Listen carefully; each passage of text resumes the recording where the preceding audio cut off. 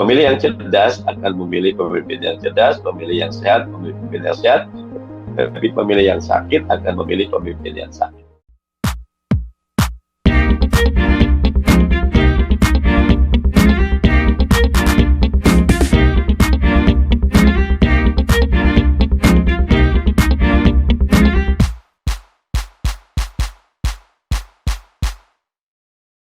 Bismillahirrahmanirrahim. Assalamualaikum warahmatullahi wabarakatuh.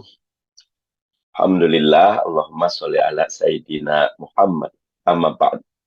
Selamat malam dan salam sejahtera untuk kita semua. Bahagia sekali Indonesia Leaders Talk edisi 162 membahas tema yang aktual, tapi mudah-mudahan juga cukup fundamental tentang debat capres. Perspektif yang diangkat efektifkah ya? Tentu ini ada banyak ekornya dan akan banyak kakinya. Leaders dan calon leaders, Indonesia Leaders Talk, kita gagas lagi-lagi bagian dari civic education. Kita ingin dalam perspektif ILT, ini bagian dari tadabur ya. Dabaro yudabiru ya. Seperti dubur ya. Mudahnya, susah sekali.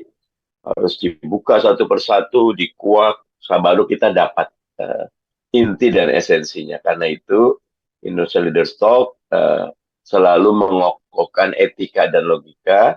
Indonesia Leaders Talk selalu bicara tentang value, tentang nilai, tentang prinsip, tentang kebenaran, bukan sekedar politik praktis. Benar, saya Mardhani Alisera, pendukung Mas Anies Baswedan, tapi kita coba dalam edisi sekarang ini kita coba bedah dengan sedikit tajam dan insya Allah memberikan perspektif yang lebih memberi pengayaan dan pendalaman. Yang pertama, Bang Haldi, efektifkah? Datanya banyak ya. Kalau survei Kompas yang terakhir, Mbak Ayu mungkin lebih banyak datanya nanti, itu 9% orang bisa berubah dengan debat. Kalau di Jakarta angkanya bisa 11%, 11-14%. Karena tingkat pendidikan dan ekonomi dan kelas sosialnya ya. Tapi indikator bilang angkanya 6-7% yang bisa berubah. Tetapi kalau menurut saya, jangan underestimate dengan publik, Bang Haldi, dan leaders serta calon leaders. Waktu Pilkada DKI, karena ada kasus Pak Ahok, tingkat partisipasi publik tinggi sekali.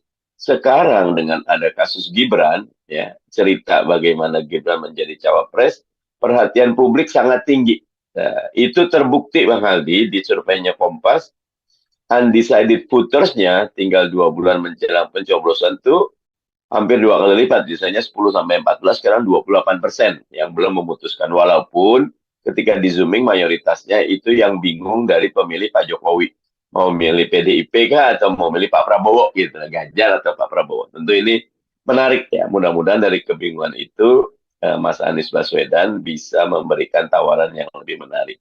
Jadi angka minimal 6%, angka moderat 9%, sampai ke angka optimis 14%, orang bisa berubah, dan dengan debat menurut saya cukup masuk akal. Apalagi kita ada 5 kali debat. Ini menarik, sesudah kemarin debat pertama itu tidak membosankan.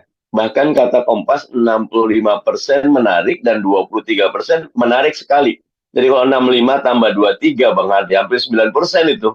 Ini debat yang menarik, sehingga kalau dulu Denny JA sempat mensurvei rata-rata 50%, sekarang saya belum dapat datanya berapa persen yang melihat, tapi mungkin 50% ada dari 28% itu 14% ada kemungkinan berubah yang menonton. Nah itu cukup lumayan, apalagi kalau buat Mas Anies Baswedan ya, lagi-lagi target keputaran kedua karena head to head sama Pak Mahfud MD-nya tipis, debat sangat menarik. Walaupun poin kedua nih, di konten saya sangat bahagia ya melihat bagaimana Mas Ganjar sangat sistematis, sangat storytelling, menarik sekali. Tapi Mas Anies sangat bersemangat, challenger, Beberapa orang WA saya nggak jawani katanya, tetapi buat saya jawani satu hal, lembut santun satu hal, tapi tanggung jawab hal lain. Ya, ini adalah forum keterbukaan publik. Ketika kita tidak punya kemewahan untuk buat iklan, maka ini adalah momen paling besar untuk menunjukkan jati diri kita. Apalagi Mas Anies ya, yakin milenial dan Gen Z itu akan memilih mereka yang punya narasi yang kuat, bukan sekedar yang joget ya. Sehingga buat saya tampilan Mas Anies, tampilan Mas Ganjar luar biasa. Tapi Pak Prabowo buat saya acungi jempol. Tetap cool, tetap memberikan positioning sebagai seperti petahana ya, padahal bukan petahana juga. Jadi buat saya masing-masing punya kelebihan, walaupun Kompas mengatakan 87% Anies menarik, 84% Mas Ganjar, dan 74 atau 72% Pak Prabowo. Ya, saya ngutip datanya Kompas nih yang dipaparkan di hariannya sehari sesudah itu. Sehingga buat saya Anies punya proven menarik. Nah, ketiga, apa aja? Saya melihat tiga hal ya. Pertama, tentang pemberantasan korupsi. Salah satu yang diangkat Mas Anies memberikan tingkat partisipasi publik yang baik dengan memberikan reward ya, dengan memberikan carrot ya. Kalau sebelum ini keuangan negara yang bisa diselamatkan 1/milnya diberikan kepada whistleblower, Mas Anies mengusulkan 2-3%. Kalau angka 2-3% buat saya cukup menarik, karena korupsi ini biasanya hanya bisa dibongkar oleh orang dalam. Ya. Dan dengan 2-3 per mil ini, ya bukan persen ya, per mil. 2-3 per mil, ya misal kalau korupsinya 100 juta, ya 1.000, 100, nggak besar kalau 100 juta ya, 2.000 sampai 3.000 rupiah. Tapi angkanya kalau puluhan miliar, apalagi triliun, maka itu akan sangat besar sekali. Yang kedua, tentu Mas Anies menegaskan Papua problem akarnya adalah ketidakadilan. Bukan masalah orang Papua yang salah, bukan masalah, tapi ketidakadilan. Dan ini jargon yang dibawa Mas Anies, tegakkan keadilan. Luruskan jalan, mari kita tegakkan keadilan. Ketiga yang saya ingat diangkat dalam perspektif ini yang lagi rame, tadi juga saya barusan, tentang ordal ya, orang dalam ya. Ini buat saya kenyataan sehari-hari, gabungan antara karakter budaya kita, kemudian guyupnya kita, akhirnya membuat merit system jauh panggang dari api, padahal baginda Nabi sudah mengingatkan, jika satu urusan diserahkan kepada bukan ahlinya, pantadir sa'ah, tunggu saat kehancurannya. Terakhir, akan sangat menarik debat kedua ketika Cawapres bahas tentang perekonomian, infrastruktur, dan lain-lain.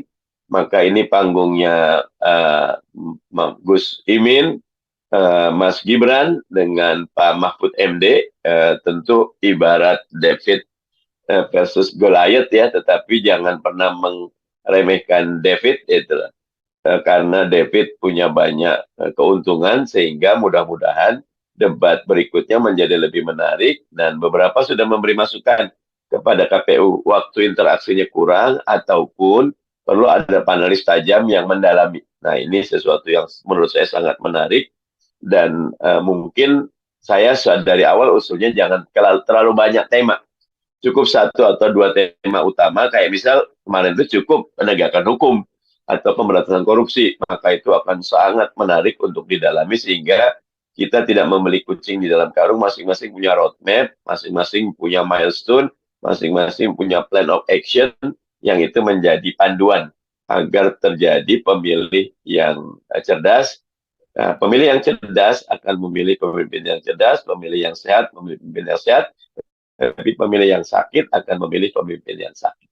Itu Bang Aldi sebagai kata pengantarnya, mudah-mudahan kita bisa diskusi lebih lanjut. Matur nuwun, lanjut, Di.